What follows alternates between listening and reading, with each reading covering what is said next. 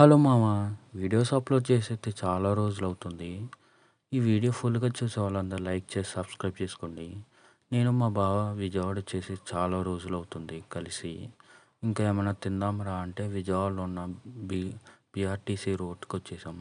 ఇక్కడున్న దోస్తీ షవర్మా దగ్గరకొస్తే, ఇక్కడ స్పెషల్ ఏంట్రా అంటే వెజ్ షవర్మాలు గూడా ఉంటాయన్నారు. నేను ఒక కార్న్ షవర్మా తీసుకున్నా. మా బావొచ్చేసి లేస్ మిక్స్డ్ పన్నీర్ షవర్మా తీసుకున్నాడు. ఫస్ట్ టైమ్ అంట ట్రై చేయడం. రివ్యూ చెప్పు బావ అంటే కొంచెం రకరకాలుగా ఉంది బాగుందిరా అన్నాడు.